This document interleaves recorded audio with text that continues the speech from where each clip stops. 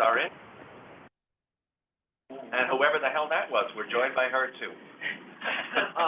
May we have an approval of today's agenda? Motion to approve. Second. Okay, how about the minutes? Any corrections or additions? Or can we have an approval of the minutes as submitted? Make a motion to approve. Second.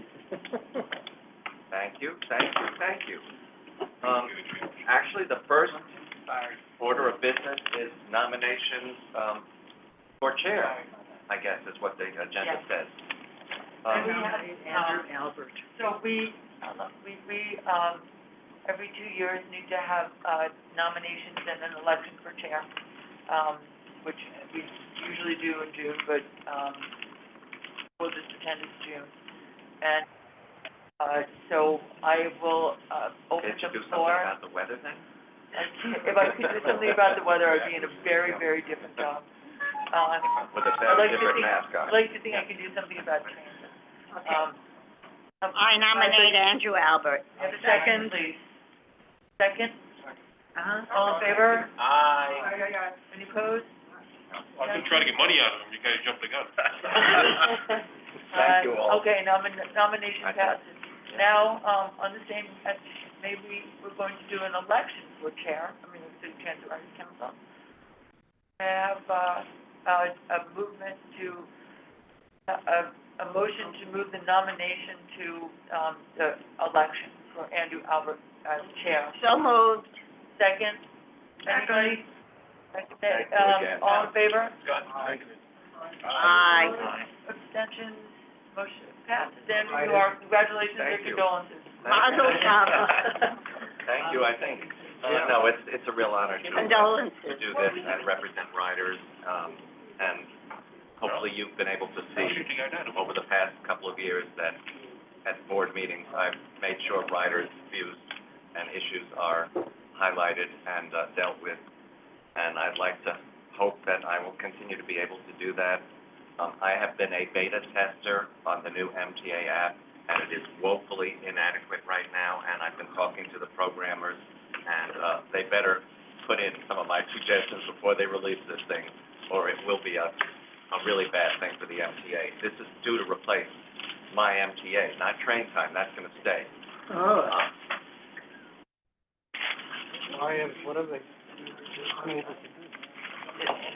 I don't know how, I don't wanna get into long dissertation on this, but when you made any routes or any stations your favorites when you first got on as a beta tester, if that happens during any GO, it saves those lines as GOs. For instance, right now, when you look, until you actually pick a station and go into what's happening right now, in your list, it shows the F train stopping at Spring Street, it shows the E train stopping at Broadway Lafayette, It's horrible. it shows the F train stopping at Hoyt Skirmahorn, so there were GOs in effect when I did that, and unfortunately, they kept them as what is, until you actually log into a station, and then it shows you.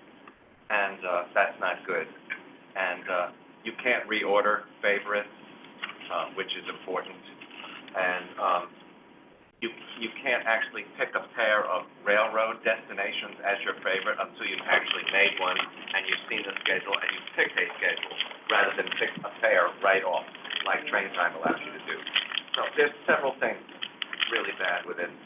For a while, it did not keep up real-time bus information. It often said, when there clearly were buses, no trips found within so many minutes, and it was, on an SBS Manhattan crosstown, so obviously there were buses, so there's issues with it. Andrew, that happens just with bus time also, where it'll say, that it's at a certain spot, and Whoever's phone that is, can you turn it That's down, Trudy. please? yes, I'm turning it down. So one of the things I've noticed with the, Wait a minute, can I just finish what I'm telling Andrew? It also will have like 3 buses at the same stop, which doesn't make sense, and then none of them come.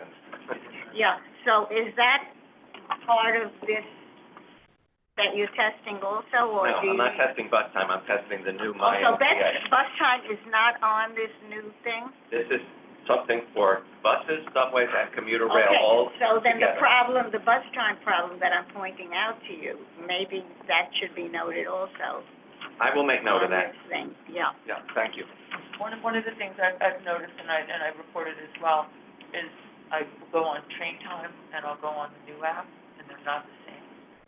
Even though I'm on the same train, or going from the same station on the same train, and it'll have different time departures, it's 4 minutes away, it's 2 minutes away. That's not good. It's different train lengths. And have you noticed, I don't know if you have, but the new app, the beta app, does not list Hillside Facility, even though lots of trains stop there, whereas train time does list I that. haven't noticed that, but I've noticed that it will list 10 cars when there are 8 passenger cars. So, Yeah, it needs some work. yeah. It's So, not ready for prime time yet. I put those in also, but Great, it's, great. But meanwhile, they did an update of it 2 days ago, and none of the suggestions were incorporated, none. Agreed. And I told this to Shanifa, and Shanifa is gonna be talking to the programmers, which, it's an ongoing. They were hoping. Jason said even pass stations in Manhattan are included, and that's a good thing. So there are some good things that are, But when you're looking to search for a station and you put in Broadway, it doesn't list all the Broadways. The Broadway that's on the N and W never shows up. And Broadway Junction, only on the A and C show up, not on the L or the J and Z. Andrew, who is the they that you're talking to? And There's if a we- private company that is in consultation with the So if NCSA. we see any problems, like I just Are pointed you out. on the beta app? Well, I'm talking No, about the beta app. but problems, Next time, you just let us know. let you know. Do it direct to you? Yes. Okay. The bus on the station tells me there's 88 passengers on the bus. It arrives with 7. Really? They missed by about a factor of. I thought that's done by weight. Well, then There's someone actually very heavy is on Somebody counters, very heavy is on the counters. bus. No. there are counters. Oh, there are counters as well. I don't know. No, it just says how many people they are. Maybe they figure a certain weight for each person, and that's. Well, but 88 passengers on the Anyway, 72nd Street. let's move on with the meeting, Yeah, because no, our speaker was nice enough to attend. A lot of people I- attended. Oh, so it's by Oh, weight? can we move on? I really wanted, you're going by Jessie today, not Jessica? At the capital program meeting, you were Jessica. Friends call me Jessie, so, Okay. yeah. She was so wonderful at the capital program committee, talking about Omni, that I thought it would be really wonderful for us to have Jessie, give us her presentation. So, Oh, okay. Jessie is the Senior Director of Commercial Initiatives for growing Omni, and we all want to see Omni grow, obviously. MetroCard has long outlived its usefulness, the age limit of its magnetic stripes, the amount of time it takes on a bus, the fact that you have to have turnstiles cleaned. There's so many good reasons to get rid of MetroCard. So without further ado, Jessie, let's see it. Thank you. And just one administrative question. Will I be able to advance the slides, or should I just sort of not? you want this? You should be able to do it if you click the arrow on the keyboard. And now, shall we hold our questions to the end? Sure, I think that's a Okay. great idea. Everybody will I hold said our agree, questions Lisa, to the end. for the record. Thank you. What? I agree. That's, Great. doesn't matter. Okay, we're good, thank you. Well, thank you so much for having me today. I'm really excited to join your meeting and to share a bit about the work we're doing to bring Omni to all New Yorkers and to all customers in the MTA system. I think for many years, we've heard about Omni as a project with cost and schedule and cement and hardware, and really Omni is about providing MTA customers a more convenient and more financially flexible way to pay their fare. So if we think about the financial flexibility difference here and improvement, we're giving folks the option to pay as they go and still get a great deal, not paying up front. And if we think about the flexibility, we're talking about skipping the line to buy a MetroCard or reload it and go straight to the turnstile. So to date, Omni has been a pretty successful program thus far. We've got about 42% system-wide adoption of Omni as of August. And we're planning now for the year ahead and 2024, thinking about how we can prepare and welcome a bunch of newly eligible customers to Omni. So I'll talk to you today about the details of that plan. But one of my primary roles at the MTA, as Andrew mentioned, I'm the Senior Director of Commercial Initiatives. I'm mostly focused on Omni. One of my primary roles is to help orchestrate the many pieces and stakeholders. It's a true, interdisciplinary effort across the MTA to make the switch from MetroCard to Omni, and to make sure that Omni, really think of it as the tap-to-pay system, the modern fare payment system. The tap-to-pay system for the MTA is available to all of our customers. So that crosses, the product release schedule, with marketing, with customer education, with the operations functions, with finance, with revenue, and obviously, C&D and delivery, to make sure that this project gets to customers as quickly as possible, and that all of the MTA customers can tap to pay their fare.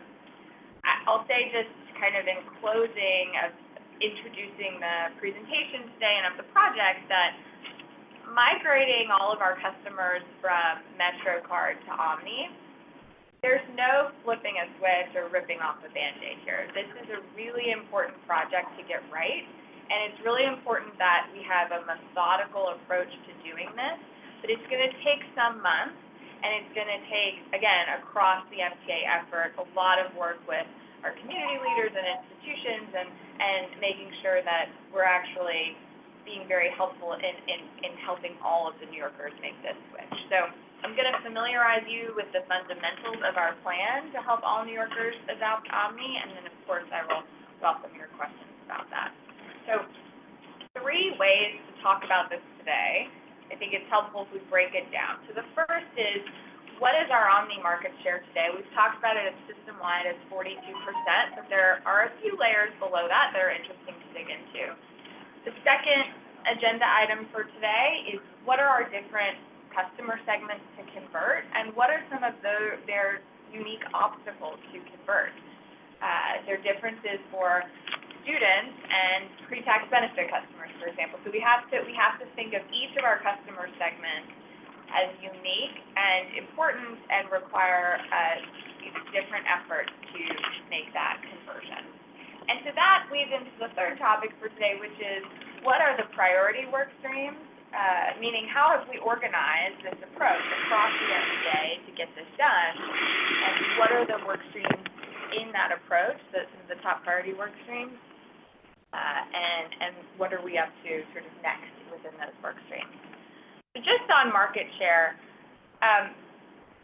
this slide really gives you the top line, and you can see that it's a pretty good news story for Omni thus far. So for the last 16 months, all new ridership growth has come from Omni. In dark blue, trending up, is the Omni line. Okay, I guess I should also tell you, the denominator here is trips, and that's shown on the y-axis, and the x-axis is the month, sort of over time. So purple represents just MetroCard, pay-as-you-go, full fare. The green line show unlimited 7-day and 30-day MetroCard. So those are folks who are paying upfront for that unlimited rides in a set period of time. And orange show you the other fare types. So I think interesting, you could tell students is lumped into orange because it sort of drops out in the summer months, right? But there are also some other fare types lumped in there. I mean, the takeaway for me when I look at this, and when I first saw this chart, I think many of us were really struck that, new growth in ridership is coming online or coming into the MTA via Omni. Right. So that's a good story. I think that this is also where you're able to see some of the Omni records we're hitting. We've been hitting over 2.2 million taps for many consecutive days in the last few weeks, and that's a great, we see sort of return to office, return to school. We've seen a lot of churn press about how ridership is back and continuing to trend up, and so that's showing up here on Omni. I think it's really exciting, just general trends on Omni. So I'm having some trouble advancing the slide now. Okay, great. All right, so that's the story about Omni system-wide. Let's take it a layer deeper now and talk about Omni on a station level. All right, so you have 2 choices when you come to the station. You can tap to pay, or you can swipe. Unfortunately, there's three choices. Okay, You can jump over each there are two sanctioned choices, Good way. tap or swipe. There we go. So this is simply measuring the comparison of taps to swipes. I think, you'll see that some of the neighborhoods on the L line closest to Manhattan have some of the highest Omni usage rates, taps versus swipes. It is indeed highest in sort of Williamsburg, Bedford Avenue at almost 70%. Omni is also the preferred payment method at stations around universities, so you can see NYU, Columbia, Uptown. And there are parts of the city where Omni is not yet the preferred payment method. Just observationally, some of the terminal stations, Woodlawn on the 4, Wakefield 241st on the 2, they're under 20%. So there is a sort of, the observation in general is that Omni today is heavily correlated to younger age groups and higher income. And that is on a And higher what? Sorry. income. Oh. And so this is on a station-by-station view or station-by-station basis. We're talking about taps versus swipes. And that, of course, could be the availability, well, if you're using a smart device, of course, that would be younger folks likely. But if you were trying to get cards, the drugstores that you can buy them at are throughout the city in an equal amount. But if the machines were in the stations now, that would really equalize the. So you are jumping, you're about to. Andrew, I feel like Andrew, I'm not gonna follow up now, I know, Can we just let her go ahead? I know, well, that's why Andrew brought Let her something go ahead. up. No, I just want to say we need a spoiler alert. Right, yeah. But I'm gonna get there, because it's, you're absolutely right, and it's a very important part of this story.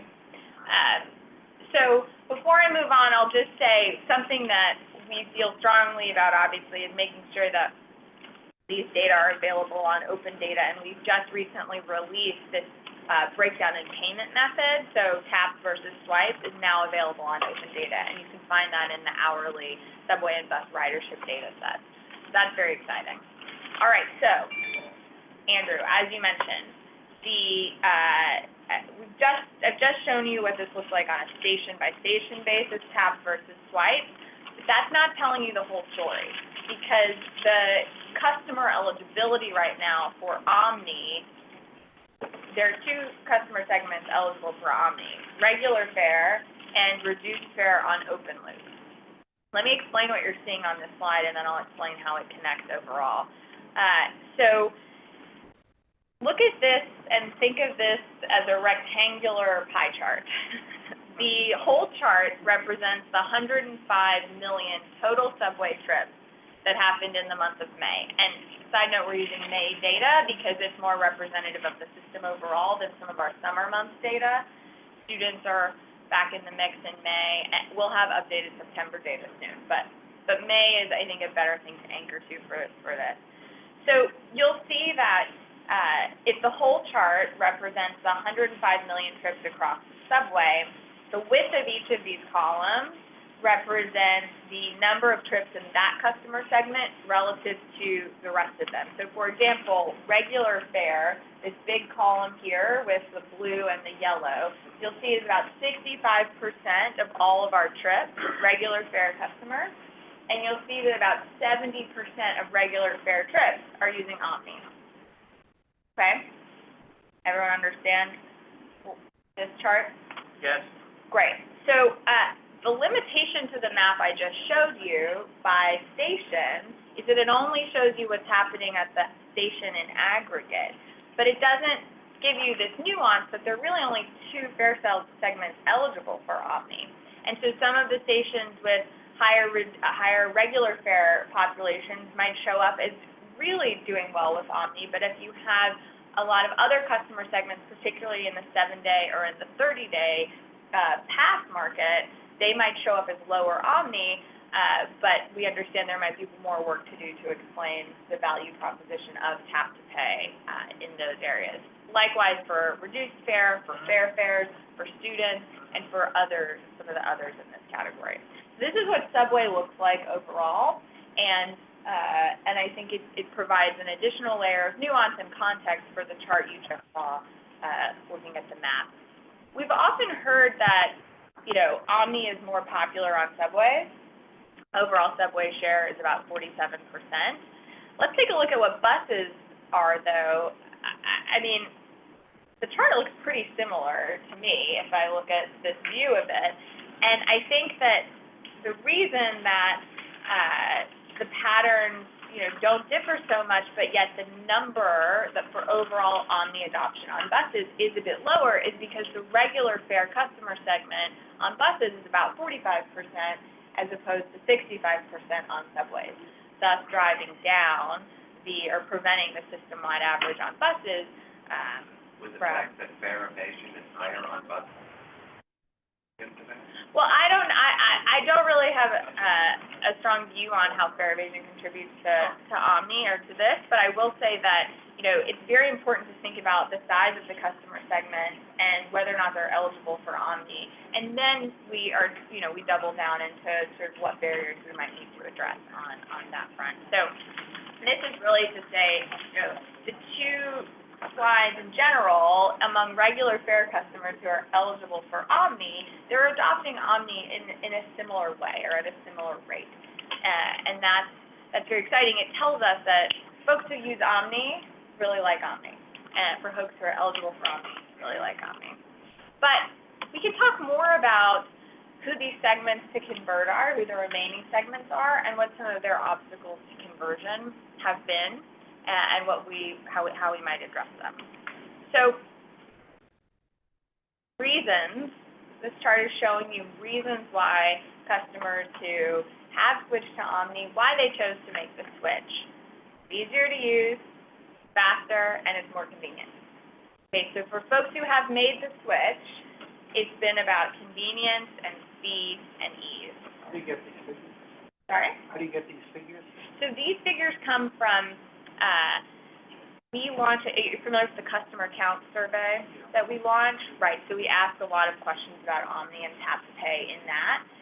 Our in-house customer research team at the MTA, it's sort of mind-blowing the level of engagement that we get on the customer count survey. I think there's 80,000 people respond to those, and that's a really, really wonderful sample size of our customer base and of the region. So it's very useful for us to work with that group to double-click into what's going on with Omni users, barriers, reasons folks have or haven't made the switch, and how we can help them understand the value of Tap to Pay. So I think what's interesting here is that only about a quarter of the respondents said that fare capping or other kinds of promotions were a major driver of the switch. Which is customer count survey taken in May. Yeah, this is the most recent. Well, But that's because the new fare capping that I pushed hard for. Great. Which was, you know, floating fare capping, not the Monday through Sunday only, because not everyone travels Right. all the same. I think that's gonna make that much different in the next survey. Exactly, and it shows you that that first wave of Omni users really made that switch for two primary reasons: convenience and speed, and it's just, I think we know that. There are some regular fare customers, though, as you saw in the earlier chart, that aren't yet using Omni. And when we ask them why they aren't using Omni, I think that, to your point, the 7-day or 30-day pass was perceived to be a better deal. And at that point, it certainly was. It was not a rolling tax. So it was a better deal. Also, this idea that I didn't use smartphones to make electronic payments, I think is a global trend that is obviously changing. There's just, I think increased use of smartphones to make electronic payments, but that's exactly why you don't have to use a smartphone to tap with Omni. You can use a contactless credit card, or soon you'll be able to use more widely available Omni cards. So really digging into what some of these obstacles are for our regular fare class riders and making sure that we're resourcing against those. But one thing you'll notice is that most people don't say that I don't have a contactless credit card, or I don't have a smartphone, or I prefer cash. There are some I think, interesting insights we can find in the obstacles that are chosen and obstacles that are not chosen. So it's nice to look at this. I'd say that we think about these primary obstacles really in three buckets and are designing a lot of customer engagement and outreach around three buckets. One is education about how Omni works. One is trust and, addressing perceptions or misperceptions about the level of personal information you need to provide to use Omni. And then the value side. So it's trust, it's education, and it's value, and making sure folks understand that the value of Omni actually is higher than MetroCard because you don't have to pay up front. So you don't pay for rides you don't take, pay as you go all the way, and that's really the difference here. So this is just for regular fare customers. Let me talk to you a bit about some of those other segments I showed you, so the unlimited pass customers, the reduced fare customers, and fares customers. All really important customer segments, of course, and fall into similar buckets of value. So 7-day pass holders until August 20th, we're right to think that the 7-day pass is a better deal for them, but that's not true anymore. So we obviously have work to do to help explain the financial flexibility of tap to pay. I've said this before, I said this at the committee meeting, but I receive a MetroCard directly from my employer or social service provider. Like, if someone's giving you the MetroCard for free, I'll give you that's a better value. but for everyone else, it's not. On the reduced fare piece, Omni's not yet active for my fare type. It's something we hear a lot. And that's not true, but Omni right now, you need to go online or go to one of our customer service centers and go through the steps to associate your reduced fare benefit with an Omni payment method. And so there are some obstacles to getting that conversion, and we'll soon be, issuing reduced fare cards. I know several people that have either done it online or gone to a customer service center, put in all their information, and 60 days later, they're still waiting to get the Omni. Oh, that's interesting. Well, we can talk through that. It should happen instantly. Andrew, could we let her finish? Yeah. Yes, we are. And then on the fares piece, it's true, Omni is not yet active for fares, but very exciting. We're in the final stages of working with the city on a pilot for launching Omni on fares in preparation for a full migration. Okay, so I have shown you basically what our customer base looks like and how we segment these customers. I've talked to you a little bit about the customer research we've done to understand obstacles for the segments who've yet to convert, and now I'm going to show you what the work streams are and a little bit of detail about how we are undertaking this effort to migrate very methodically all of our customer segments to Omni. So there are 6 work streams we've orchestrated to address Omni. One is, I will call it the Omni card strategy. So with Omni, most of our customers choose to bring their own fare media, whether their own contactless credit or debit card or a mobile wallet or a mobile wallet on a smart device. But this isn't an option for all of our customers, and a core tenet of this work is centering economic and racial equity in bringing our customers onto Omni. So in that instance, equity really means how can a customer get the benefits of tap to pay, meaning pay as you go, without a smartphone or a contactless device, and the Omni card is how. So unlike MetroCard, when every customer who entered our system needed MTA-issued fare media, that's not the case in Omni, but Omni cards are for those who need a way to tap to pay into the system. So we're making Omni cards available in 2 channels, through 2 channels. The first will be customer vending machines in stations that are starting to roll out now. And the second is in the retail network, including bodegas, small businesses. I'm gonna talk to you a little bit more about the retail network that Andrew sort of explained, quickly, but the idea here is that we have a lot of work to do to strengthen the omni retail presence, because the MetroCard retail presence is quite robust and has a very specific audience serves a very specific customer base in very specific locations, and we need to bring omni now to that customer base. So that's a very intentional effort we're undertaking. I won't sort of belabor the point on all of these, but I'm going to give you some examples of what we're doing on all of these, and then, of course, happy to talk more about it. So in standing up an omni retail presence, let me explain the map first. You're seeing in yellow where we sell MetroCard in a retail network, okay? In teal, you'll see where we sell omni cards in retail today, where we have sold an omni card, and red are soon to be available, but not yet available omni retail locations. So in standing up an omni retail presence, the goal was as many cards as quickly as possible. So one way to do that is work through a lot of chain stores and some of the distributors there, and a retail network vendor, and try and get the cards into circulation. Okay, so we did that, and you see that the result is it's pretty much Manhattan-centric, whereas MetroCard is really heavily concentrated in the Bronx and in Queens. So the MetroCard retail network. Yes, and parts of Brooklyn as well. But so one thing that we are doing now is bringing the center of gravity for the omni retail network and exploring new ways of partnering with many of the current MetroCard retailers to bring the omni retail presence to them. So we'll have more to say on this soon, but we're doing things even like examining the product mix that are sold in MetroCard retail. We're learning that the 7-Day Unlimited is a very popular MetroCard retail product. So if we think about, okay, how are we going to address that 7-day pass market, and how are we going to help convert them to omni, one obvious way to do that is to work with the retail partners to help make the switch to omni.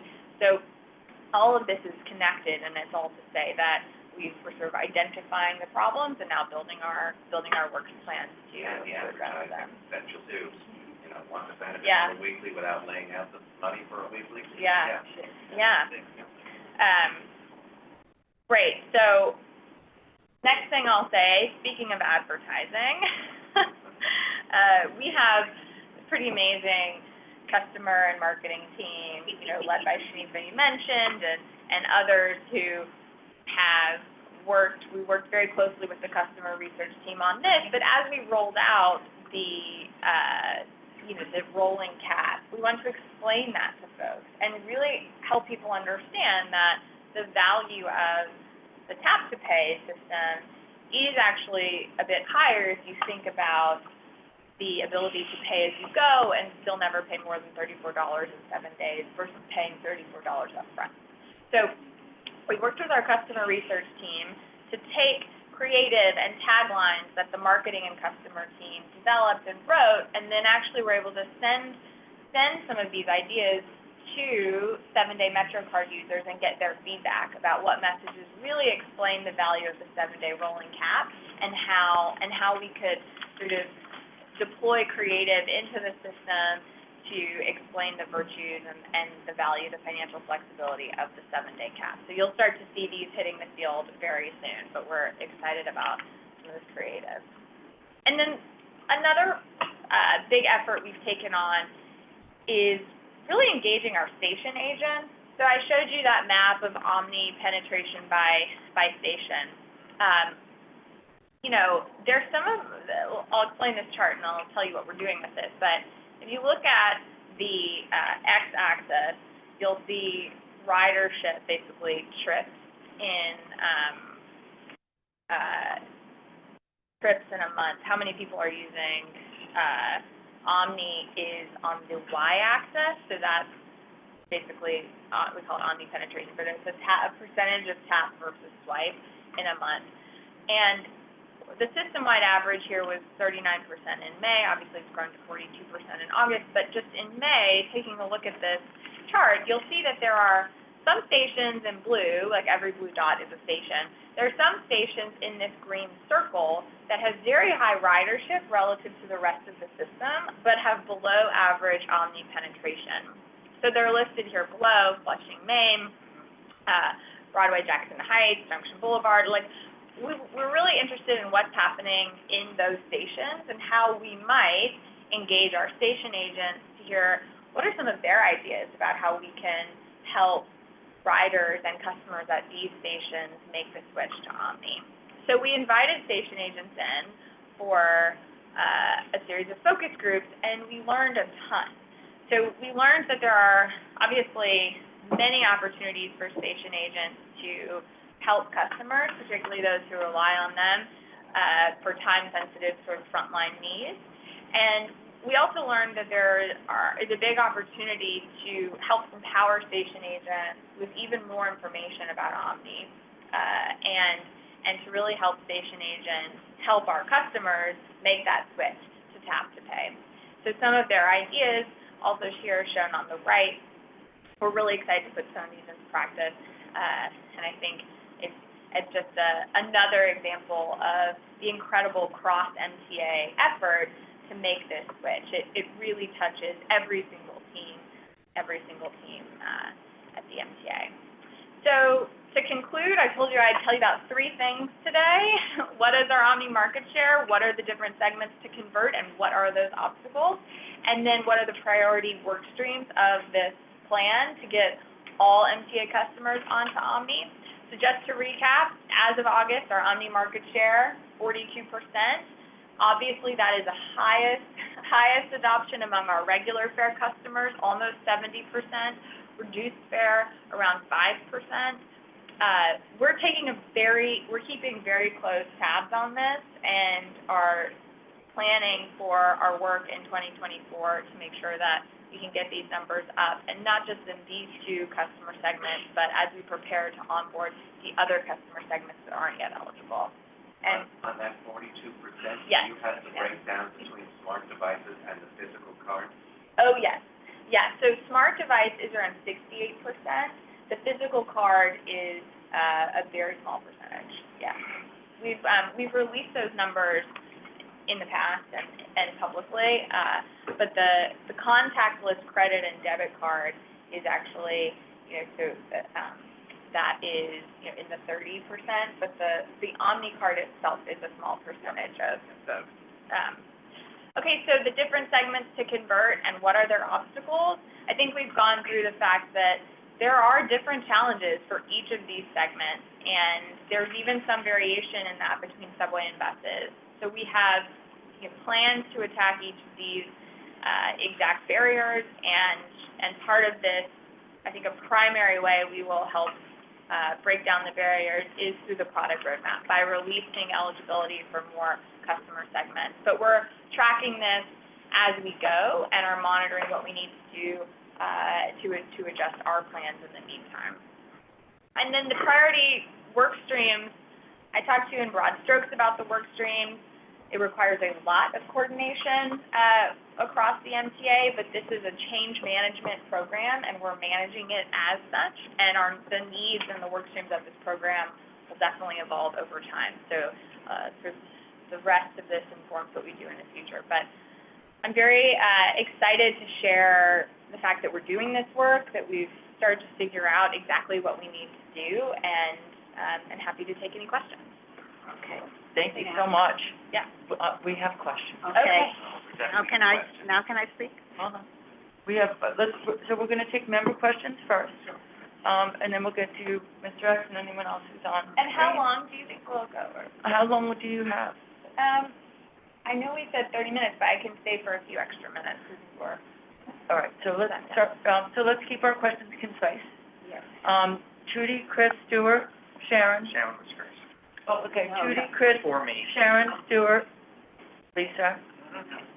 I have three very brief questions, and two of them are based on, and follow-up to Andrew's questions. But the first is, which I had brought up when this was first presented to us, and it's still going on. Especially in drugstores like CVS. It actually happened yesterday. I knew I was coming here today Mhm. with you, so I asked the person behind us.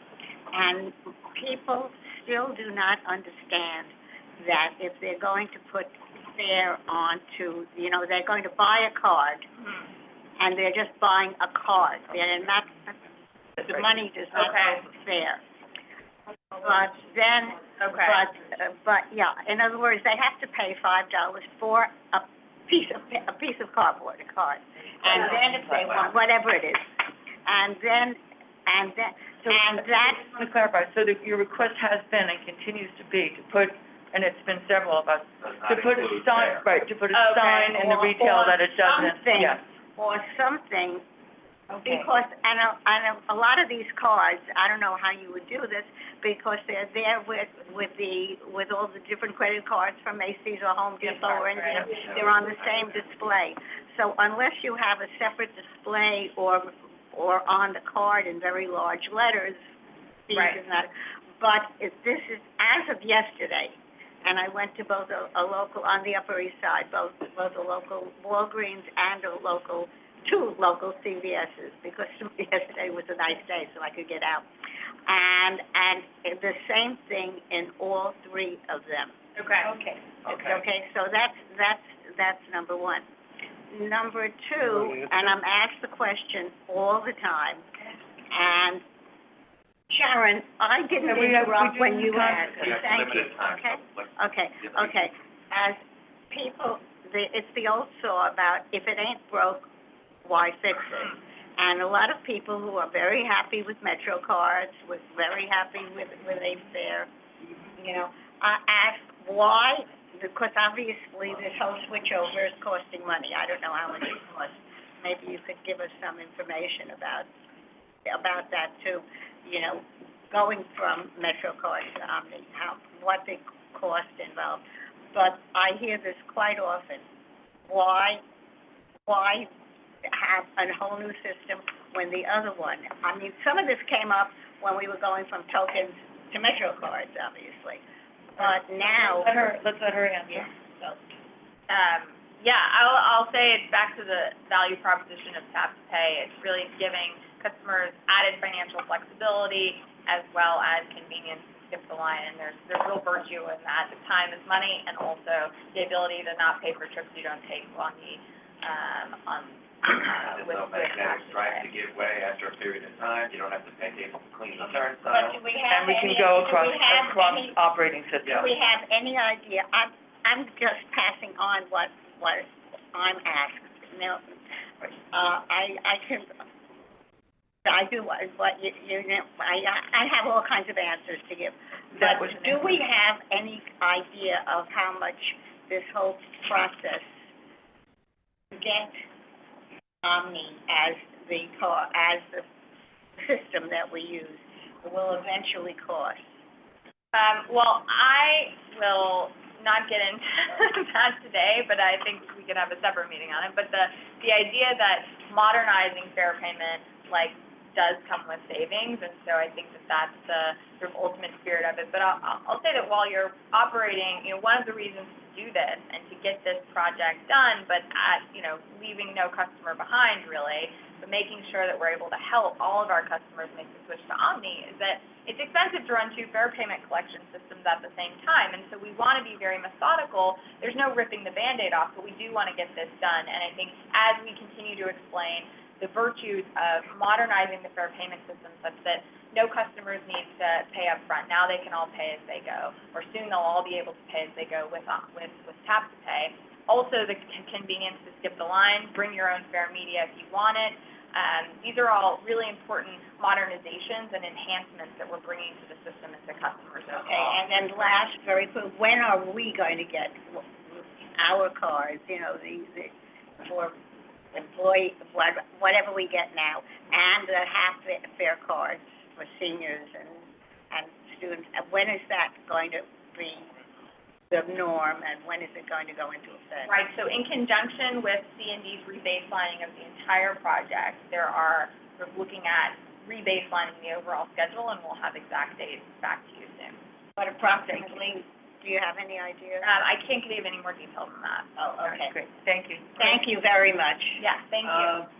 First of all, as one of the testers with the reduced fare Omni card, Right, I'm glad to see that we're gonna soon be more upgrading with the vending machines. And just for the record, there is one in Atlantic, which I did a point with Q, because he did go see it.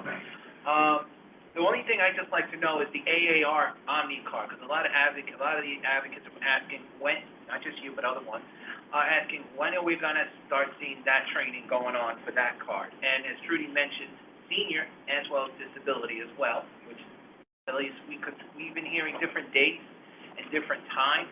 Just want to know, how is us as TRC members here, how can we back you guys up yeah, and support it? I really appreciate the question, and this is sort of the similar answer where the C&D rebaselining of the entire project, it's obviously a hardware project, but it's also a software project. And so when each of these milestones are available for software release or product release, and when they hit customers, that is underway, and we'll have an update on dates for you coming soon. Thank you. Yeah, thank you. Sharon? What does the OM stand for? I assume the NY is New York. Yeah, one metro. One metro. One metro? New Okay. York. Yeah. Thank Yeah. you. Yeah, but I think it's, in some ways, you know, that term kind of misses the point a little bit of it. It is a modern fare collection system. It is a tap-to-pay fare collection system, and that provides financial flexibility to pay as you go and the convenience to skip the line. And so really emphasizing that is I think at the heart of the project and our work ahead. Sounds good, though. Stuart? Yeah, Great presentation. thank you. Just piggybacking on some different themes, you know, what Trudy was starting off with was the riders are used to a product that's in a package that comes loaded with fare. So, you know, you talked about in the presentation, the areas around the city where MetroCard sales concentrations are greatest, and some of those neighborhoods are rural neighborhoods or not served necessarily by the bus train networks very well. So is there any thought to having fares on any of the Omni cards? On the Omni card. On the Transit Authority's Omni card product itself that the retailers are selling, is there any thought to having cards that are loaded with fare value? People think they are. Right, so I'll say just an important distinction or something to tease out in your question that I think is a fabulous question is basically how can you give folks Omni cards with value on them, but that value is still pay as you go. So it's still, if you have $34 on that card and you don't exceed 12 rides that week, you still have the remaining value on it, which is very different than a $34 Metro card. So the idea with Omni or with Tap to Pay now is that you're still able to pay as you go. But that is exactly what we're looking into is understanding how we can help our Metro card retail partners add value to Omni cards just the way that the chain stores can. Well, okay, so that's my question. So, can a chain store help the customer add value? Oh, yes. That's how you add a value. You add value, you can load or reload an Omni card at any of the At the Omni register. Where you bought it. retailers. Right, Yeah.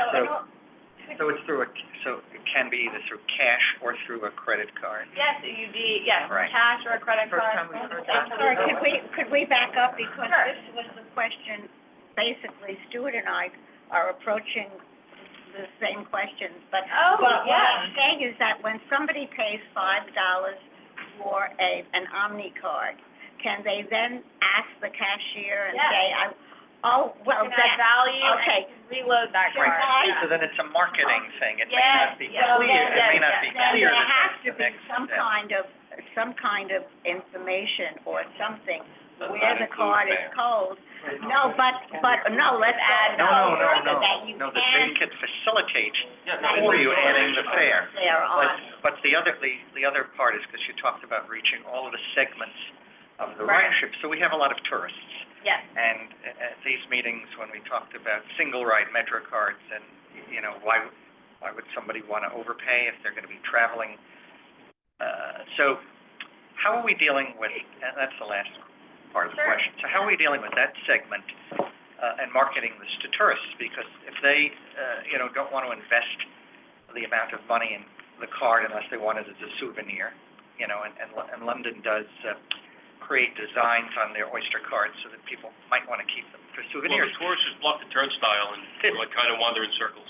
Yeah. But how, what are you targeting for tourists, Sure. is the question. Well, I'll say, and this is a very exciting statistic or fun fact you can share with your friends, but we have tourists primarily are using contactless, and Right. we have bank card taps on the Omni network from, I think, basically every country that issues bank cards. So Omni has been, tap to pay has been really embraced by tourists, but we do have work and partnership opportunities with NYCTRC and some of the other big tourist groups in the city to make sure that we're promoting bring your own contactless fare payment is at the MTA or in New York City. And then there'll also be opportunities for tourists to order those cards in bulk, as just like they can order bulk Metro cards. I'm not shilling for tourists, and I don't want to prolong the conversation, but, Yeah. but again, and it's the same thing for, New York City residents or metro area residents that use the subway. The issue is if you use a credit card and you don't pay your card fully monthly, there are charges to you. So there are other costs of paying with your own personal credit card or debit card. There are fees. Same thing for a tourist, depending on what type of a card they have, their conversion fees, if they're in another country. So again, for our ridership, if they're savvy, but they can't pay their cards off right away, then, maybe we're doing them a disservice if we're not telling them that there are other hidden costs in this. It may be convenient, but there are costs to you. Using credit or debit. That's correct. And the advantage of the MetroCard was you paid for it, the authority got its cash, okay? It had other disadvantages. But here, we have to be sensitive to the needs of the riders and, not hoodwink tourists. And you say tourist usage is fairly low, is high, but, if you looked at that map you showed earlier on, Sutphin Archer, where a lot of people come from JFK on the air train, is one of the lowest used. But maybe if you have Omni machines, that would change. But Yeah, can great idea. you follow up with Stuart's question, because is how do the tourists, you say a lot of tourists use this and put in the money, how do they get the information about the Omni card and what they can do and that they can put the money into it? And how do they get that? Well, sure. I'll say, just to reiterate, part of this is acknowledging we're in the early days of growing Omni adoption and the point of sale availability, letting folks know they don't need to stand online to buy a MetroCard in the station. Many of the MetroCard vending machines are wrapped with decals that explain you can just tap to pay your fare now. That's one thing. There are partnerships and more to say about our work with tourist agencies to promote the virtues of tap to pay, but it's a very common experience tapping to pay for contactless fare payment or contactless payments in general for many of our tourists. So Including domestic tourists. Yeah. I have a couple of questions, and then we're gonna go, I think, Karen, you have one. I just wanna, at this point, we did see some outdated signs that they'll say that Tap to Go starts on Monday. Oh, okay, yeah. So I We're trying to remember get all if that those out of was the system. Yeah, that was Thank in you. Coney Island or somewhere. Okay. Yeah, it was on the F train. It was on an F train. Okay. And when do you anticipate rollout to the commuter train? Oh, sure, so I'm just here to talk about transit. I think, bringing Omni to the railroads is something that Jamie talked about as something we're taking a fresh look at. You mentioned that at CPC, so yeah, Still, more to say that- soon. Yeah. Yeah. Okay, super. Then, I know, thank you, helpers, Karen. And then, Here's a question, so one, if a card is lost, what happens? Do you have the ability to That's a good question. So you don't have to create an Omni account, if you have an Omni card, but you can. And if you want to, you can, if you've created an Omni account, you can tell the Omni account that that card has been lost, and you can move the balance on that Omni card to a new Omni card.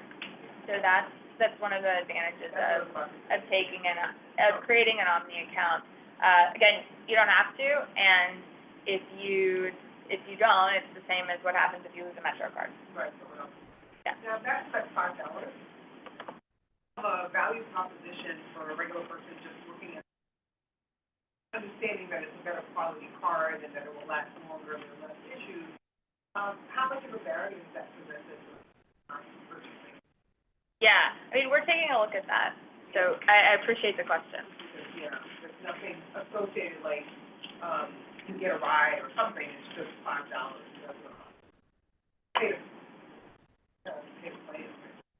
And then third question was, what happens now, when media being used doesn't work?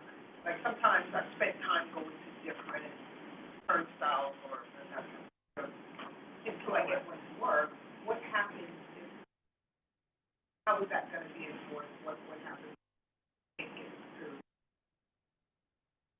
May or may not be a move that could be a hold up.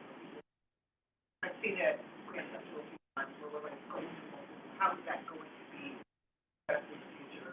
Right, so you're saying there, you've seen places where it's not, hasn't been releasing? Color, and you see us each all going to different ones, and then people are trying to come through, and then eventually we find one turnstile that works. But Oh, I again, see. with widespread, usage, how that can happen, and then how will that be enforced if people give up and like, I gotta get to work, what do I do? Like, Yeah, well, so, I mean, keeping those validators up and running is obviously a core function. So we have alerts about them and folks are deployed quickly to resolve it. But, when I've seen it, and I think we've talked about it anecdotally, it's been sort of, one at a turnstile out of many, but, we obviously want to make sure that that's happening as infrequently as possible, because people expect to get through paying their fare. We want to get them through quickly. It's on the bus, and just got a lot of free rides, which is not ideal for you. Right. Well, don't complain. Yeah, but on the subway, people don't have that. Why don't you tell us how much time you have, because we have. Okay, oh yeah, we should wrap up, but, A sub-question to what Karen, so let's say like you were using a Metro card and, there was a defect with the turnstile and your Metro card said just use. There's a time lock in terms of when you can go to another turnstile. So would there ever be an instance where, let's say, the reader, may have read it, the turnstile may not be functioning, but you would be prevented from, using it again immediately, or there wouldn't be any restriction like that? no, you can use, your tap to pay consecutively. Okay, but if there was there wouldn't be like, if there was a double charge, you'd have to dispute that, I guess. Sure. Right, okay. I do have to run, so I know we have another question. We've got Do four you more wanna- questions, Okay. so, they wanna take, Mr. X, and then I can give you a quick one, 'cause, we've got two other ones, but yes. Good. Jesse, bus and train, I know this, I understand, active, I think it's, the car, you need to check for the bus and train. Machine should have been installed, early this year. They only have one. Can you put your question in the form of a question? Are you serious? One in 5 We need this in the form of a question. Okay. Why is there a delay here? The delay in the installation of the Why TDM. the machine comes in enacted? Oh, yeah, well, we said we started, What machines don't indicate how much money you spent, how much money you have left. Oh, The delay in the installation of the TVMs is what you're asking about, right? I'm asking about everything, Lisa. Yep. well, thank you for the question. Right. We said we'd start installing these machines in the summer. We started installing them before the end of the summer, and we'll have more to say about, the schedule soon. Here's a very quick question. Because air castings have proven so popular, Right. is there any thought given to, if you use it enough and you use it over, like you could tell the machine in the beginning that you would like to have a monthly fare capping, and then you could do it the same way? Well, I won't comment for future fare policy. I'll say that the value of on, we can do, Yeah. yeah. Okay, we have 3 more questions, but I know that you've got to go. So if someone's a senior living in Suffolk County and has a reduced fare, how do they transfer that? If someone's living anywhere and wants to transfer their senior card to an Omni, how do they do that? Great. So it's simple to do. You can go to a customer service center, you can come to Stone Street and do it in person if you want, or you can come to omni.info, and there is a chatbot. Omni.info is the website. There is a digital assistant, it's a chatbot there, and as long as you have your account number on your reduced fare Metro card and the payment method you would like to use to tap to pay, the digital assistant will take care of all of that for you, and you'll be able to start tapping immediately at your reduced fare. Okay. They won't send you a card. You have to use a device. You'd Or need to say, this is the contactless credit or debit card I would like to use to tap to pay my fare. Okay. And it will associate that credit or debit card with your reduced fare account number, and then you're free to go instantly. Okay, super. That will help a lot of people. Yeah, It will. it's great. Wonderful. Okay. Thank you very much, everyone. Great work, Sorry. thanks for all you do. You want to start it while she's walking out the room? Thank you. Thank you. Sorry, Jason. Thank you so much. Thank you so much. Okay, we have to still, accept the minutes and the agenda. We did that. You did. I Okay, apologies. Just for the record, I've made a motion and Trudy seconded, for the record. thought I made the motion, or whatever. It's done. Oh, the minutes. And the agenda was the opposite. Oh, so I'm gonna get on with the chair's report, if that's okay. It starts off with some really great news. Not this week, but last week, Tuesday, Wednesday, and Thursday, we hit,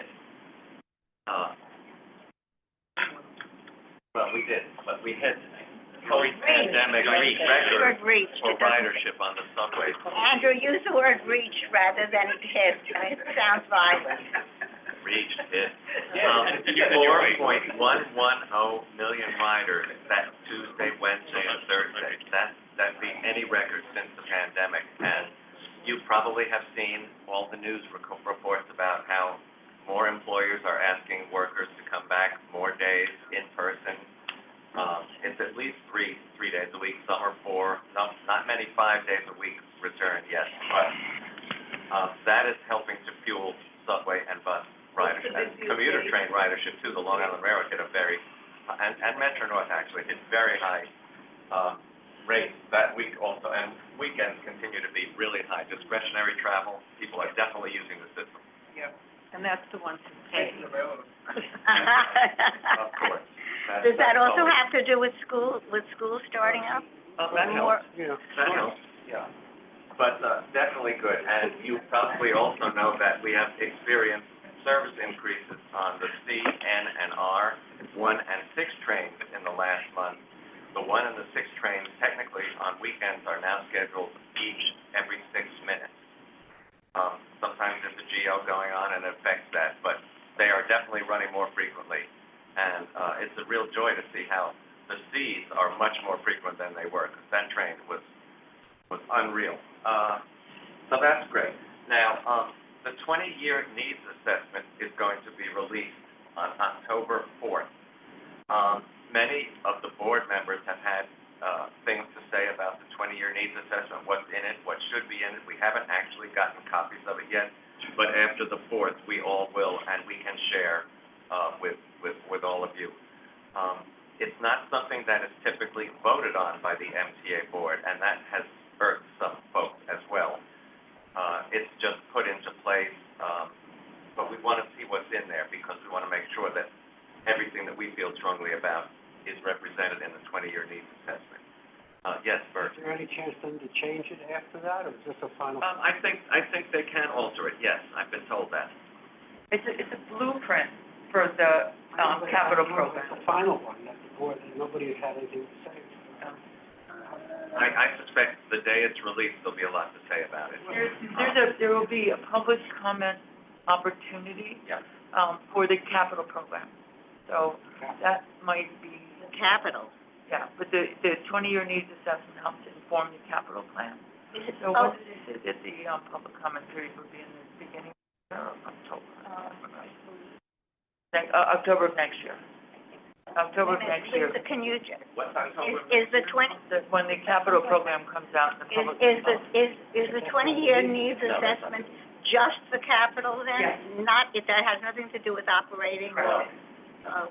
is there going to be a 20-year needs, or any kind of a needs assessment having to do with, Operating? yeah? No, not that we're aware of, and the state, thanks to the New York State budget, our legislature and Governor Hochul, we have, pretty much solved the, fiscal Some of cliff it for the may, next some of 5 it may years. disappear depending on Plus, the It was announced by our Chief Financial Officer, Kevin Willen, and reinforced by Board Member and Finance Committee Chair Zuckerman, that the MTA's bond rating has been upgraded, which will save us a lot of money.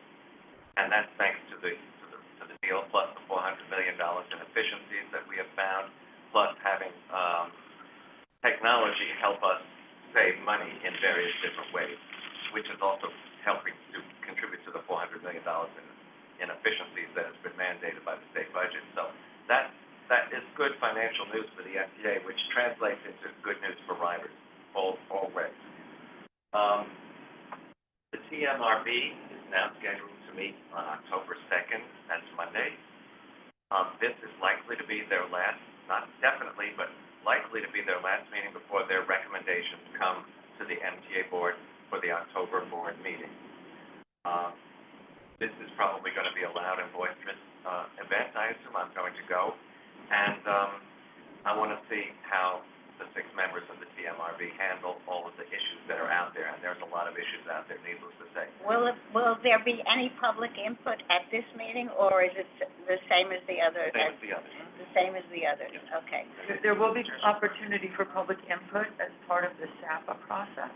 No, I understand that, but I mean at the meeting, No, having the public actually speak. At the October 28th board meeting, the MTA board will vote on the recommendations, and that's an opportunity for public No, input. I understand that. I was asking But that's when I'm gonna seize Lisa, I was your just asking question about and take it as my own, Trudy, and that's when we may ask for, help from some of you to support. Right, but at this last, maybe last TMRB meeting, because my understanding is that there is still a lot of disagreement among the members of the TMRB on various points, right? I think that's probably a fair statement. Yeah. It's got to get settled at some point, and because we have to move on, and, you know, the New Jersey lawsuit is still pending. It is still scheduled to go into effect May of 2024, but we will see how that plays out. Wait, is the Staten Island, has Staten Island hooked on to the New Not yet. Jersey? Well, what's with the Staten Island lawsuit, or possible We lawsuit? haven't filed one yet. They haven't filed one yet. They're not joining Scott may in know New more. Jersey. Scott may I don't know anymore, but I hope they do. But Scott, are they filing separately, or are they They were hooking gonna on join to New New Jersey's Jersey? law. They would join Yeah. New Jersey, but I don't hear anything else about that. Congress member Malia Tonkus from Staten Island and Gottheimer from New Jersey are like this in. Yes, Yes. yeah. Um, They're good buddies. Yeah. I was fortunate to have been witness to the new NYPD box that was unveiled the other day, K5, at Times Square. Eric's new toy. It's big. It's not a pushover, that's for sure. It's 700 some odd pounds, so it would take several people to knock it over. It is not going to be on platforms. It is going to patrol a mezzanine area with police escort for the first year or so. So the police officer can explain what it does, show you where the emergency button on the thing, on the unit is if you should have an emergency, which would contact the police immediately. It's more eyes, and ears. It will not utilize facial recognition. The mayor was very clear on that, as was Chief Kemper. But it will have photographic capabilities like the cameras that are all through the system, and if it's being live fed at the moment, and the people that are watching the feed, the police see a crime taking place, they will rush out. But it's more eyes and ears, and it can go in places where there currently aren't cameras, and if it's successful, it will be expanded.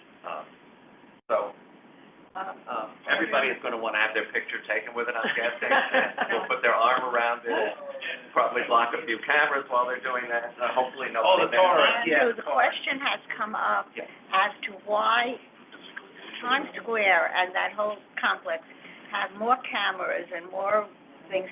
Why is it being used in Times Square rather than in a large station? Because of the large population in the Times Square station. But I've been And there's a told. charging station there for it. Oh, it has to be charged? Yes. Yeah. It has to be charged. So it's like a Roomba? Why It did goes they, back it's to like a charging. Roomba. Big Roomba with cameras. Maybe you can clean the station too. If you're on the mezzanine level between the NYCTRC, and the steps that go up to the 1, 2, 3, coming, west from the shuttle, you'll see, a column there with 2 blue lights on it. That's the charging station for the bus. And, Does it plug itself in, or does somebody have to plug it in? No, somebody does that. Oh. Police officer will do that, I'm sure. Oh, so it's not a Woopa? No, we have to plug it in. Okay, contract. So, we expect that we'll be getting updates, on the performance and operation of the box. I'm sure people will name it as well. K5 isn't the most memorable name, but, you may know the 6 fare-free bus routes, 5, let's say, of course, 5 boroughs, 5 fare-free bus routes. Although there is more, but, started, and, we will be monitoring their progress. It's an idea. Other cities have tried it. Boston has tried it. Other cities are talking about making their entire bus fleet, fare-free. We will see how this goes. We don't want to see additional fare evasion. They will be monitoring the places where these 5 routes intersect with A, other bus routes, and B, subways, obviously, to see if there is additional fare evasion. Like somebody might say, I didn't pay for this, why do I have to pay for this? Right. We don't want to see that. We want to encourage people to see how great the system is and want to use it more and more. And, so we will be looking at the statistics that this experiment There are no shows. transfers to. There are no There transfers. are signs, there are big signs that say this bus is fare-free until March 2024. Right. Both on the, But there's no sign that says no transfers, or you have On to. the buses, it will say this, It'll say it this inside. route is free. Does it? Any connections are not. Yeah. Is there? There will be, yes. Oh, there will be. There probably is right now. I haven't ridden one of these yet. Yes. March 30th, 2024, Yeah. Jason. And finally, I will just say that in the spirit of, global warming and, the environmental, changes that are taking place, there is actually talk now of air conditioning subway stations. You may recall that Grand Central on the 4, 5, 6 had an experimental thing you could stand under and you would be cool. If you weren't under one of those things, it really wasn't cool. And obviously Hudson Yards is an air conditioned, it's a completely environmentally, treated subway station, heat in the winter and air conditioning in the summer. Well, we're not gonna do it for outdoor stations, obviously, Bert, but, it is very hot in the stations. All of our subway equipment does emit hot air, as do a lot of our rides. But it is warm down there, and this summer was really hot in some places in the system, and I saw people sweating like profusely, and it could be health related, so they are looking at various, environmental friendly ways of air conditioning subway stations, and the more info I get on that, not just fans, but cooling units of some sort. They shouldn't do that. Why shouldn't they?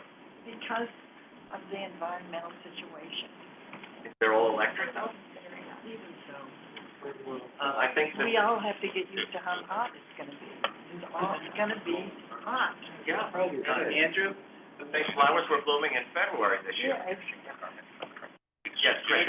Just to add Sharon's thing, you know, Janice said, if you wanna be cool, right, you'll know when the train's coming, because you're feeling the train breeze coming in. I'm using Janice, what he said at Point, Lisa, I think you heard him when he said that at Point Street Station. And we all said, well, if I need to feel the wind, I'll let the R train come in, I'll go, because you'll know the train is coming. But on Fourth Street. Yes, the 2 and 3 and 4 and 5, you can do feel the breeze, No, it's but going you like said express. the R. But the R train never shows up, so. No, the R train doesn't show up at Fourth Street. Well, rarely, right, not ever. Never shows Right, up. but Dance, but not for a long. rarely else. You'll see if this issue makes it to the 20-year plan. Yeah, we will see, we will see. And that is basically, my report. I'm sure that October will be quite a month, both with congestion pricing, the final report of the TMRB, the Maybe, vote, final. the 20-year needs assessment, a whole host of things is taking place this month. Yeah, so, this will be, I will have a lot to report, I am sure. And, someone has a question.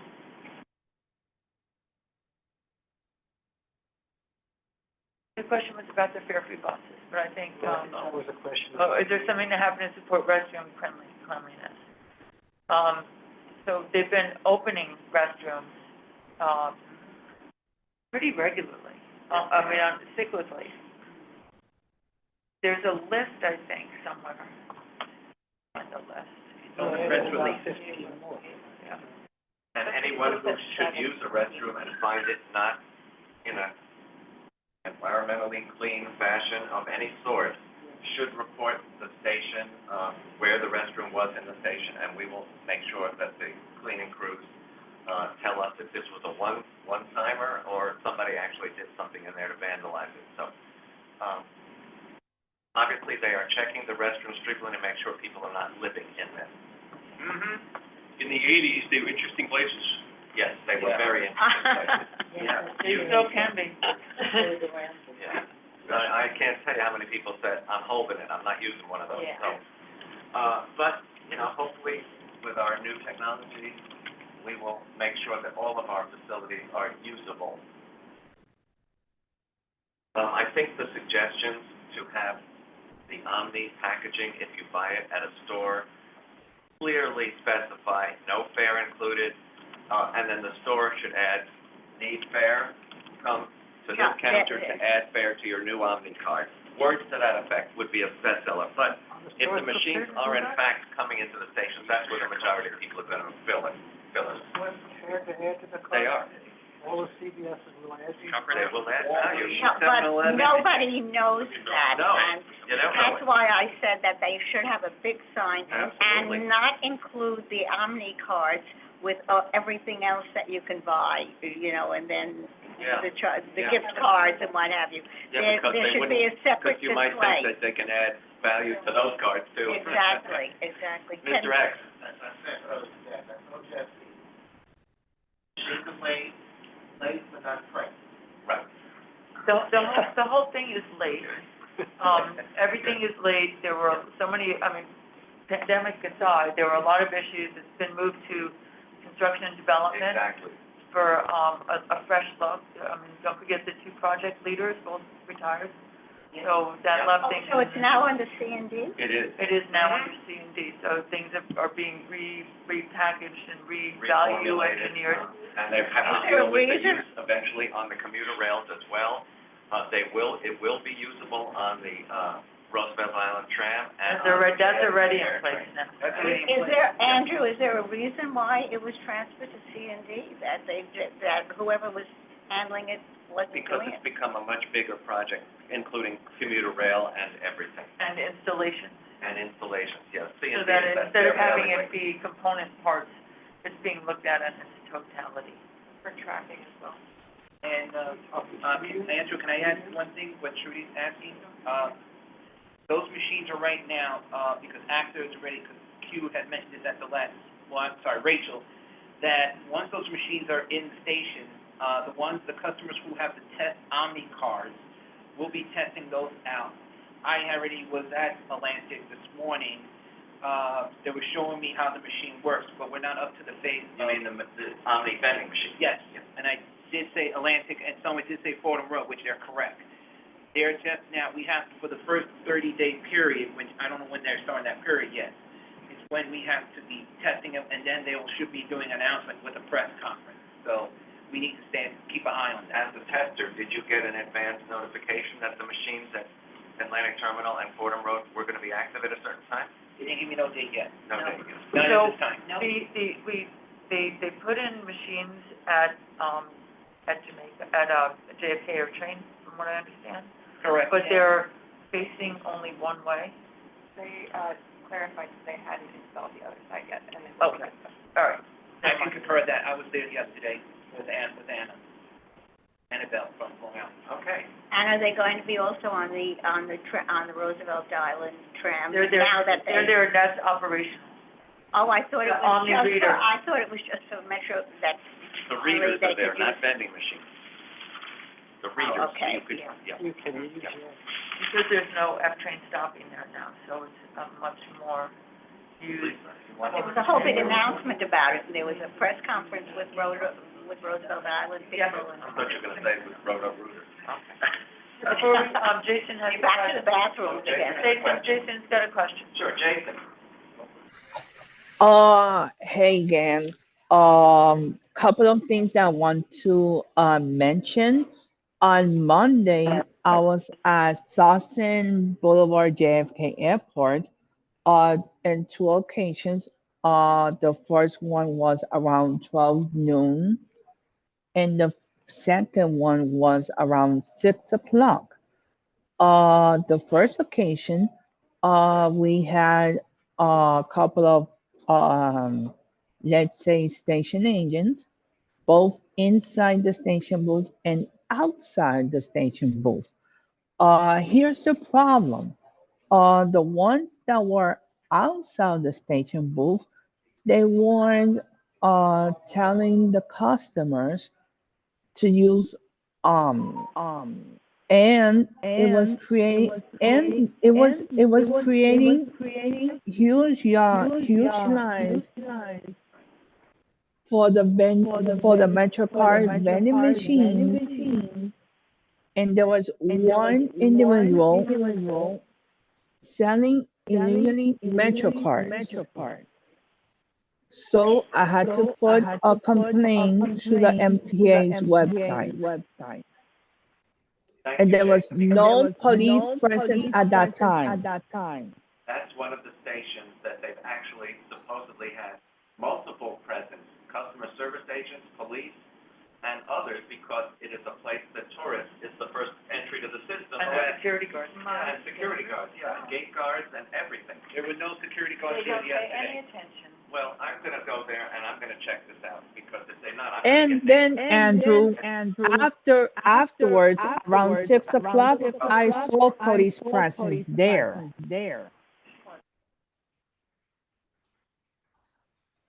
And another thing that noticed that the signage at Court Square, I'm mentioning the whole complex, is not fully changed, mentioning that the M train is not being served. I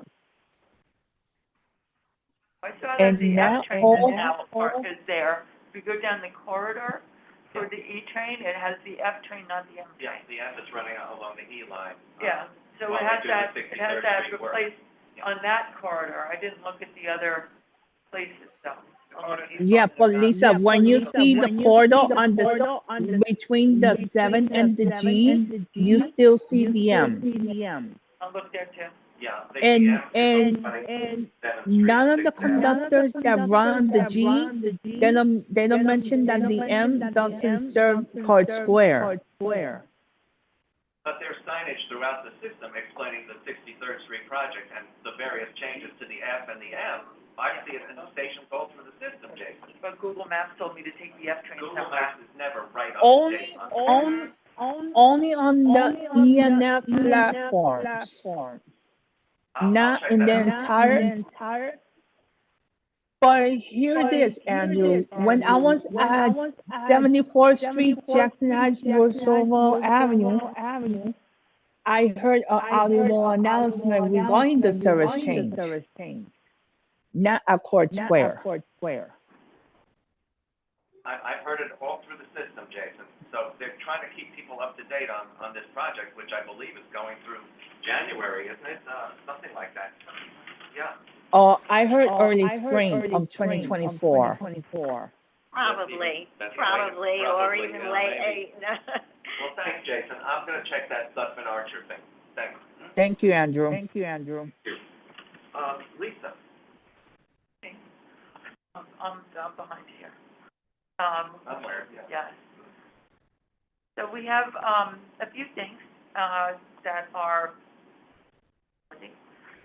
as you know, we've been working on our very hard, diligently on our report on,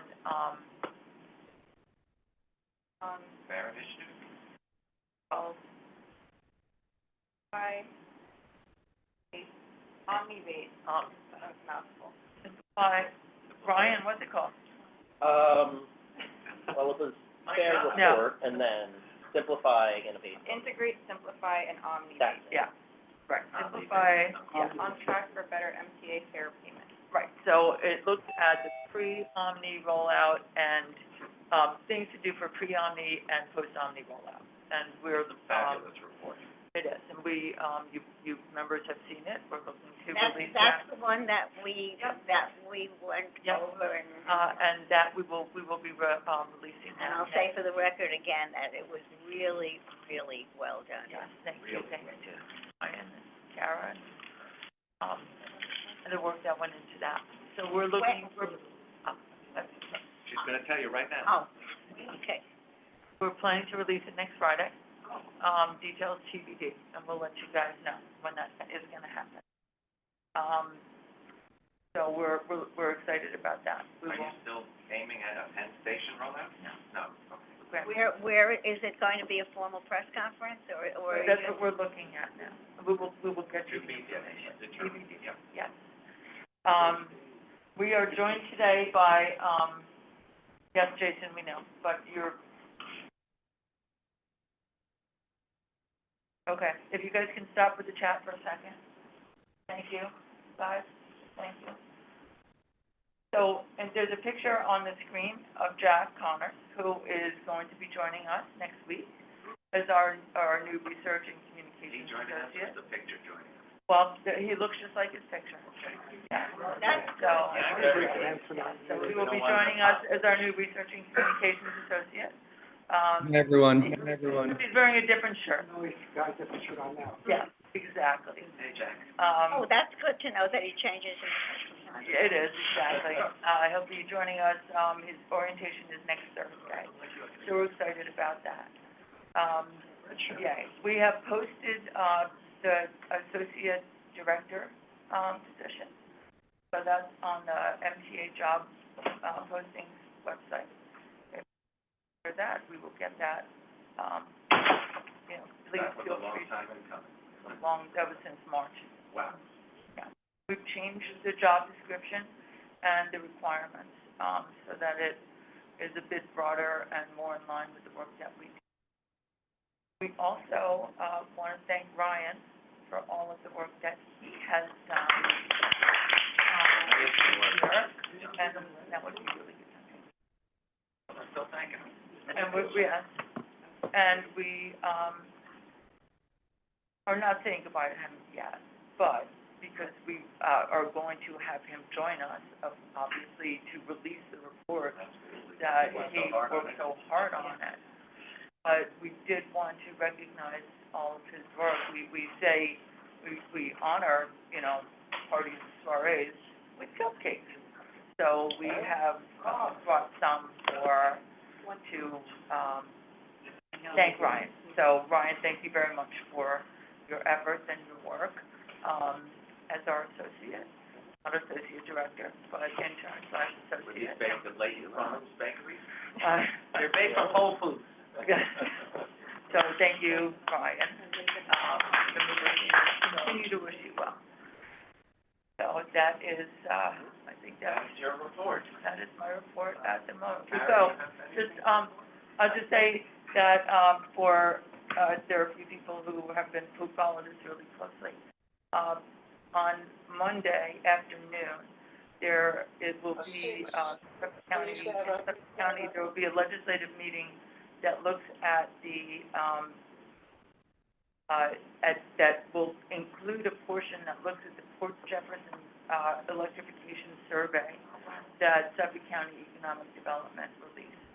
And Jerry's gonna testify at that, but it also includes some of the Lawrence Aviation site. Has County Executive Malone sounded off on that project? Oh, he's very much supportive of it. Supportive of it. Oh, yeah. There's a couple moving pieces that need to continue to make it happen, but it's, you know, What, really, a new Port-Jeff yard still to be needed? that Lawrence Aviation site is the linchpin of that yard. So Jerry's gonna testify, or make public comments at that hearing. There's also next week is when the Metro North, hearings at Connecticut DOT are regarding the reduction in, on the Connecticut side of Metro North. Horrific, the proposed reduction in both Metro North service and Shoreline East service. Shoreline East service is precipitous drop Yeah. in proposed service. Yeah, It's outrageous. Those communities should protest, and they are. and President Rinaldi has already said, if Connecticut votes to stop, we're gonna run trains that are due on the New Haven line, we're gonna run them empty Yeah. through the Connecticut stops, and then start stopping them at Fort Chester, obviously, the first station in New York State. Yeah. That would be so counterintuitive Yeah. to do this. Yeah, it makes no sense, especially so. Highway is awful. Oh, it's Yeah. all C-95 right Yeah. from the New Haven line, so. So it makes no sense, and that's pretty much what we'll say. What is the name of the new acting head of, I assume everybody The Long Island Railroad, Rob it's Rob Free. Yes, that everybody knows that Kathy is. Kathy will continue to be, a bridge between the two railroads. But it won't be her title anymore. No. No, she's the president of the Metro North Railroad. Metro of North, Metro North. and Rob Free what, is and acting the president. new guy, Robert Free will be not new acting. guy, I mean, he's been there. Rob Free. No, she said, not a new. He's not new. Not new, he's been at the railroad. Right. So Robert Free will be, the acting president while there's a search, that goes on for 6 months. But it's great that Kathy is gonna still be involved, because there is a lot of symmetry between the railroads. You know, they share a terminal now, they're gonna be sharing Penn Station at some point, and, there's combo tickets, there's all kinds of issues that affect both railroads, car procurement, all sorts of things, so it's ridiculous. And that it's totally affects, separate. and that affects us also. Kathy has been very helpful with a lot of our projects. You know, Correct. for the record. I told Kathy, I don't know how you slept at night being president of both, the two busiest railroads. No, but commuter she railroads in the country. also helped New York City Transit, so that's what I'm saying, for the record, that she also was, and will continue to be, like, helpful to us, I think. I know, whatever. Okay. So for the record, everything said here is on the record. So, For the record, on the record. yes. So shall we excuse me, do, let's move. David, you're making us dizzy, can you please, turn off your camera? Oh, thank you. David. What, we going up in an elevator? No, You're he's walking on walking. the wall, He's you look like walking and up in the Spider-Man. air. You look like Spider-Man. He's walking up walls or on a sidewalk? That's the way that guy escaped from that state prison in Pennsylvania. Okay, Andrew? that is my report. Andrew? Yeah, sorry, but Deborah was trying to raise her hand, she has a little trouble raising it, She does? because she has tendonitis. Very bad. Oh, yes, you do. Yes, I do, when I make, it, or it's my doctor. Did you wanna ask the question? Yes. As that you've done, signage testing for the platforms, but I also would appreciate if you could also do testing on seeing the buses, because a lot of times when a walker goes on, we're supposed to sit in a single seat. Driver, very rarely does the driver assist us. Very rarely if people think they don't have to get up and they'll say, they threaten the person because they did that to me. Call me names, and the driver, and as I was getting up, I said, you didn't help me at all. You should be ashamed. Because I got pushed, and she's lucky the lady that I decided to be nice, because what I was really gonna do, I would have broken her foot, but it's illegal. But she hit me. Deborah, when something like And that, I do report it, and that's not the issue. you've gotta Andrew- give me the vehicle number so we can identify the Sure, driver. I'll give you, we have the vehicle number, but the point is that I would appreciate, when you get on the bus, and the reason I go to the single seat is, the ladies, all the old ladies tell me, it's not the law, I can sit anywhere I want. No, I can't, because if a wheelchair was getting on, the driver then would have to move us all to the back, and they don't wanna get off. This is on the B68 bus, number 416 is the bus number. What day and time? Day, No. That's not enough numbers. That's a vehicle number. Number. That's the three-digit vehicle number. yes, For that is the, Jackie Gleason. Jackie Gleason. They only have 3 digits. Correct. Yes. Oh, okay. All right, Yes. get me the date and the, Today, And it's already, just for the record, she already put it into the app. we Okay. did complain already. okay. Before I even say anything here, I do complain through the app before, so that it has to be done that way, and I get that. But it should not be, but it's, every time I get on the bus, the first single seat, they put the sign where it's the 2 seats. Did you put the approximate time of day this took place as well? Yes. Great.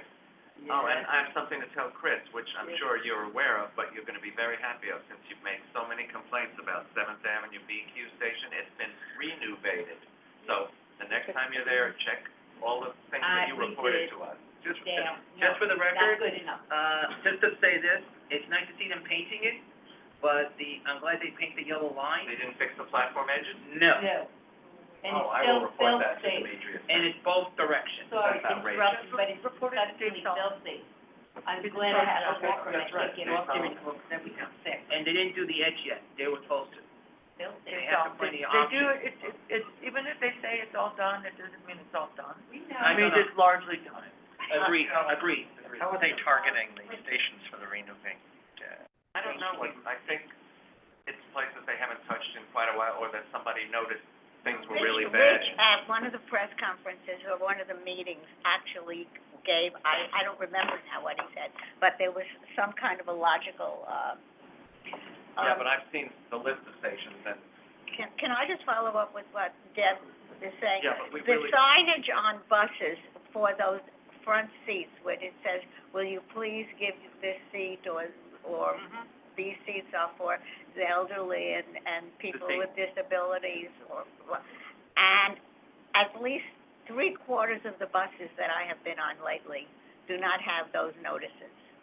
So if we could ask, at the depots when they do it, to have those signage there, because a lot of times I'll get on and I just can't, and I'll say, look, the sign says, and someone will say, hey, lady, there ain't no sign there, and then I'll say, well, there should have been, and these are what these seats are. So if we can let, who's it, Demetrius, Frank Frank. Anacaro. Anacaro, that when they go into the terminal, to make sure that those signs are up, because I'm assuming people tear them down, or they fall down, or whatever, but they should be there.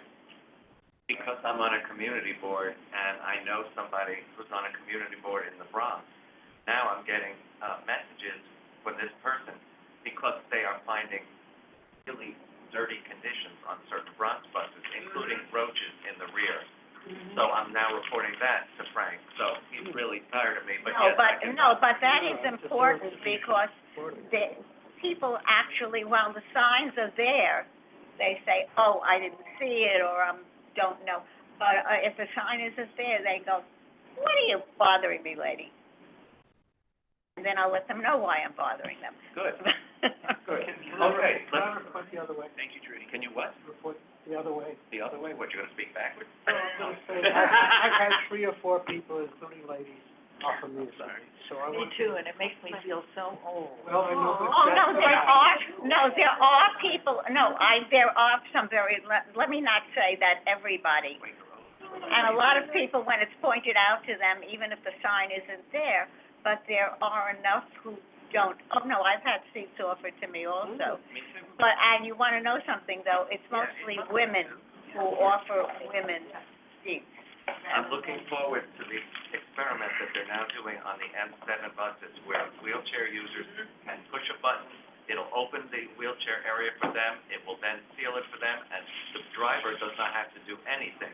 They can then exit when they want to and accept. And all that has to do is that M7 bus should, I go over to the west side a lot, and the M7 and the M11 are pathetic.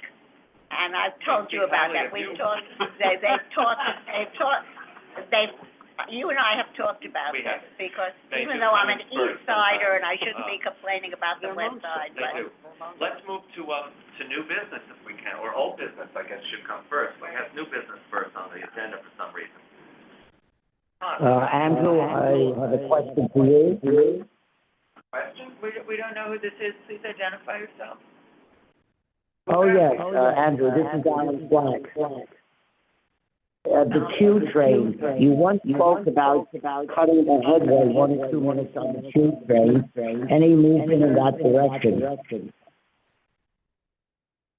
Cutting the It's headway. quite a, pardon me? Are you saying Q train, Broadway Express? The Q. The Q train, because it has been, very heavily used, and, you once said, the headway is too great, and it can be cut. That's what you said a couple of years ago when you went into service up, on the west side, Second Ave. The C, N, and R trains, the 1 and the 6 train today. That's the trains I mentioned today. No, I don't mean today, I'm asking you about the Q train. There are more service increases going into effect, in December on weekday evenings for the C, N, and the R, and the G, but I don't have anything yet on the Q, although some other improvements are happening in 2024. But the N and the R, for sure, have gotten increases. And the queue's been running fine. Right, well, Second Avenue extension is so heavily used, I think, even cutting the headway by 1 minute, I haven't heard that, but I will. alleviate the load. Thank you. I have no idea. I haven't seen any Q train, service cuts at all, but, Or, I have noticed on some days, the Q is not the only Yes, train going to Second Avenue. The W is sometimes rerouted to Second Yes, Avenue. yes. That we have noticed, yes. And, No, but there are a lot of Ws. Yeah. yes, you're right, it is W. Mr. X?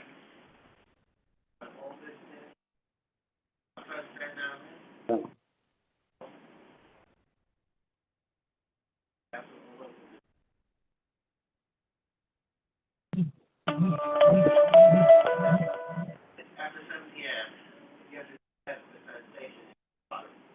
What station, I'm sorry? And pretty much any other Staten Island subway station.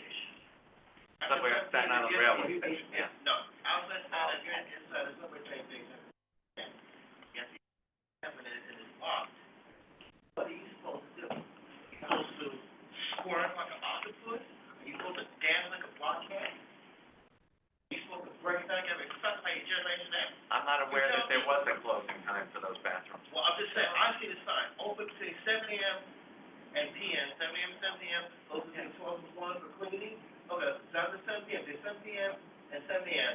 If the What station did you see that sign? Any subway station. It's a big Subway station, 7 a.m. to 7 p.m. only? I'm just saying that, okay, you know what happens in Times Square on New Year's Eve?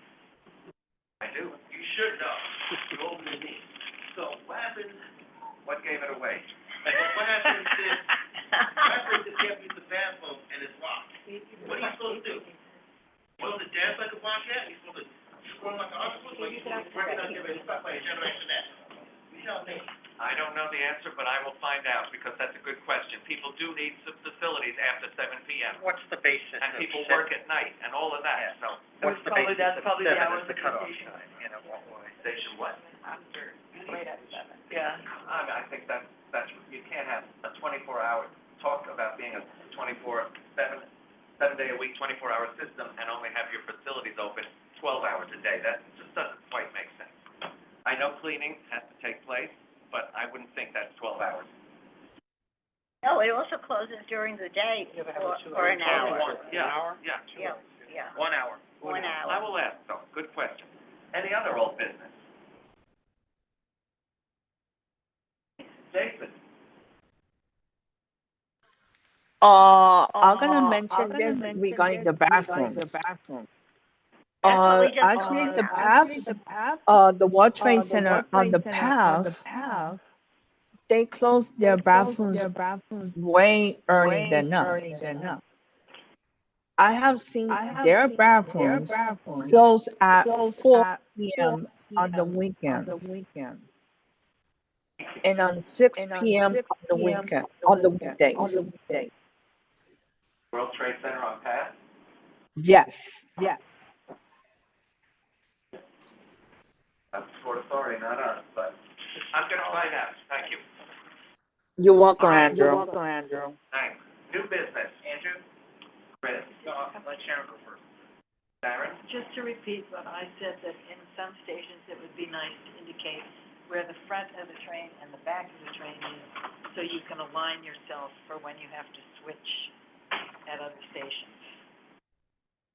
If you could talk to the signage people about that.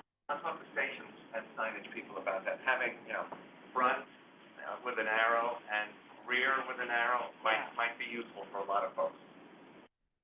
The announcements say the elevators at the front of the station, back of the station.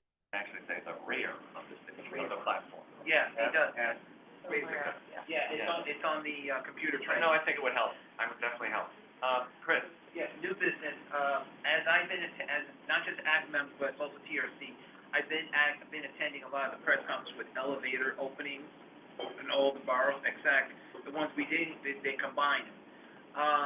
The one I know I mentioned to Scott already, he was very impressed about New York Station that was open. Yes. We know that other stations are gonna be opening, and Well, hold on, he was upset because nobody told him he's the Staten Island representative. I don't blame him at all. he agreed with me, because he and I already, chatted on email, and I'm glad you mentioned it, Lisa, thank you. Would have thought there was signage all through the SIR announcing this, and at the ferry terminal and all of that, but And I'm glad you mentioned Not that. in advance. Thank you for thank you for reading my mind in good ways, and that's the teamwork I always say. It will be nice if Staten Island did announce, New York is now ADA accessible. It'll be nice to see that on screen, and to be honest with you, I've seen that in all other screens and other lines when we open. Yep. But I'm sorry, but Staten I Island, think Huguenot may be next, one of the next ones. it is, but they're going through what they're saying, they're running a little behind, because they have to test it, as I did speak to the safety officer, which him and I have a good relationship, because we had some issues with East 149th Street, which Marisol was at the press conference. We're glad it was finally fixed, and it's working well, but as I said to people, that the reason before an elevator goes in, it has to be tested. And I do want to say that I did attend the Mineola, press conference at Long Island Railroad, which Lisa did hear me saying Long Island Railroad, ADA Task Force, TRC. It was a great honor I was very surprised and shocked, and that the press had to ask me a question, which I'm getting a lot of compliments. I do want to say thank you to everyone sending me congratulations, well said. I do want to thank, because something like this, I do this not just because me as a person with a disability, but I made a promise to continue make sure every station is truly accessible for everyone. If I mention everyone's name, will be until next year. So I just want to say thank you. You especially made the promise to Edith. I was going to say Edith, but and my grandmother. I don't want to forget my grandmother, but thanks for two ladies to say that. Edith and my late grandmother, Bernice Grice. Thank you. Thank you, Trudy. Any other items? Mr. X's hand is up, sure. Okay. As you know, like the base very quick, 90. I stated it was pathetic. That's the cards here. There were 275. I'd like to redeem it. Here's this card. One was snatched from me, which I didn't appreciate, so you can take these cards and give them to the head. Who snatched it from you? I'm saying, there were two pairs of cards. I used one direction, but couldn't use the other, and the other direction because it was practical breaks in the card, which I didn't appreciate. It was what in the card? Break? Well, I mean, you know what happens when you use a card, and it's like swiping, and for some reason, erases the additional fare you had. I don't play that. That was a faulty turnstile, it sounds like. You can transfer the value of that, Right here, to Stone Street, they do it. Yeah, or, is that a regular Metro card or just spare Metro card? Yeah, it doesn't put it that all onto one card. Transfer that all onto one card, all the funds Do from that the at other a card. regular You do that at a regular booth also. I can't everything. Oh, that's a limited card, it's like a photo-away card. Oh, it's one of those. Yeah, I really don't. you can't transfer. What is that? Limited one shot, it's like a limited card power, you can call it power. What is it called, like a Yeah. fun pass, like the one day? Yeah. What does that leave me? Double A? That means that you need, Battery. At least you move it to Omni. Thank you. so do you, the cards that have the, a little bit left on each one, you Yeah, can they move do. all of that onto one of One those card. cards. Yeah, so you want me, so I should take this, Yes. let me see what happens downstairs. You can do it. That opens the junk. Or you should be able to do it at any token booth, but you probably have That's better right. chance Let's- there, because let's they call have them different, booths now. There's nobody in. or at the, right. That's there. We're giving our age. Yeah. Any So other you items? probably have better success at Two Stone Street, because they have, more agents and, I'm just saying, that opens the junk. All right, thank you all, for a very fact-filled meeting and Second. fun-filled meeting, and, okay. I think we are, yeah, please help yourself to a cupcake if you're still, in the mood. And let's celebrate Ryan. Yes. Honors, Ryan. What else? It's a celebration.